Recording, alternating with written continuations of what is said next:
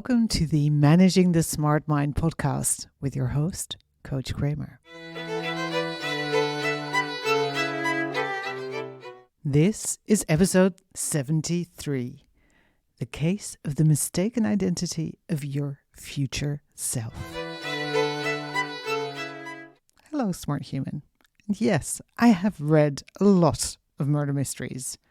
Some I've read several times because my short-term memory, well, even long-term memory, hey, I can just reread them and kind of forget who did it.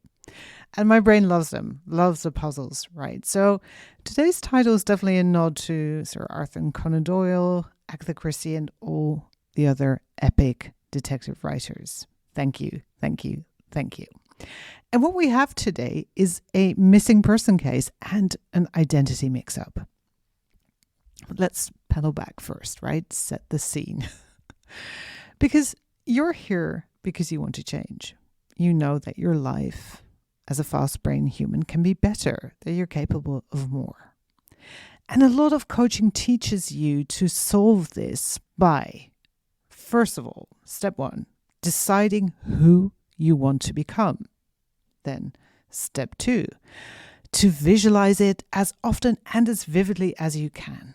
Then step three, to start acting as if and really live into it. And then step four, to take action for it to become a reality until it has become your reality. Now, sounds great. Lovely in theory.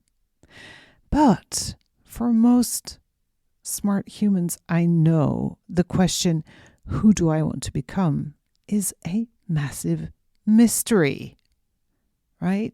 I mean, first of all, there's like infinite possibilities. Second, most smart humans don't have this cookie cutter dream of spending the rest of their life poolside with a pina colada.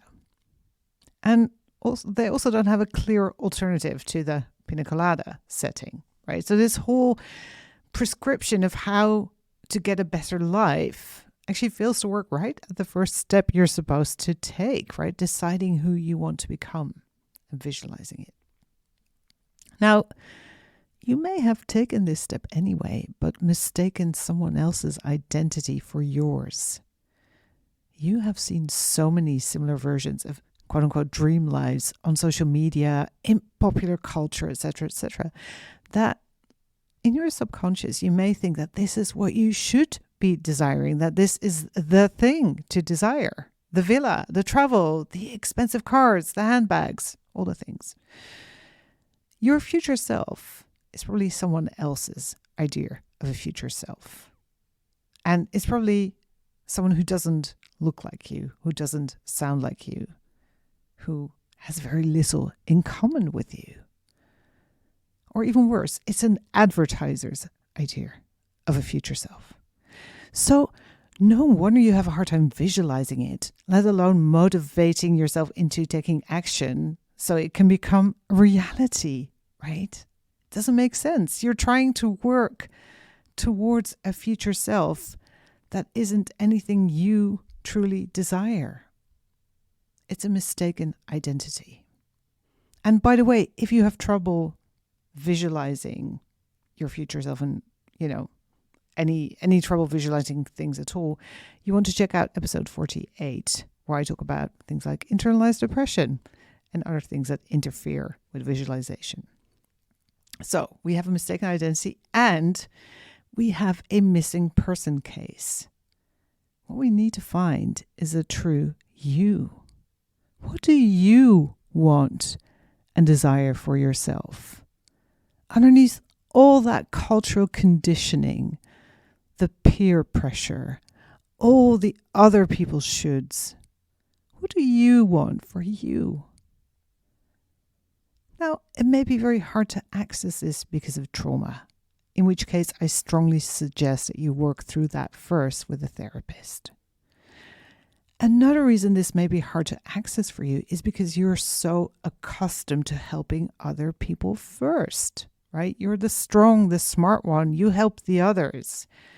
So it may not even be in your mental vocabulary to want things just, quote unquote, just for you, or to want them just because, right? Not because they're strategically smart, not because they're good for your growth, not because they're beneficial for your family. Yeah, you've got all that covered, right? Anything you can rationalize is useful that you can want. But there are some things you want because you fucking want them. And by the way, if this resonates, you also want to check out episode 35, Optimizing for the Wrong Things, which is all about that. Now, I have a deep desire for art and beauty in my life, for example. I could try and justify that and probably do a pretty good job too, but I don't need to. It's just how I'm wired. And I get to decide what I want. I don't need to explain or justify my desires to anyone else. It's personal, right? And the same goes for you. Maybe you have a deep desire for simplicity and safety. Then a future self who is the CEO of a multi-million-dollar company with apartments all around the globe and a big team probably is a case of mistaken identity, right? And instead, I would invite you to start dreaming about the most delightful shapes simplicity and safety can take for you. What can it look like, right? And then build your vision for your future self from there. Or maybe you yearn for complexity and excitement instead. Same drill, right? What does that look like for you? Is it traveling all the time, being in different places, not knowing what you're going to do tomorrow? Or is it something completely different? Fill in the blanks. And if the whole concept of desiring or desire is too triggering for whatever reason, then longing may be a great place to start because it's less intense to consider. So I invite you to ask yourself, what do I long for? What do I wistfully wish I had more of? And to give you an idea, here are some from my list. I long for more walks on the beach. I long to spend more time looking at art, reading books and poetry. I long to spend more time teaching, to have more time to think and write. I long to create art and to make music. And I long for even more amazing people to work and play and collaborate with. So, what are my learnings from this? Well, my future self would love to be near the sea and have art or maybe easy access to museums. I also definitely see a library with comfy chairs and a schedule with lots of what I call flexi time, time to do whatever I feel like in the moment. I see a piano. I see people to sing with. I see lots of travel around the world to teach and to look at even more amazing art. I see a studio with art supplies. And I see a network of smart, gifted, inspiring people to play with across the globe.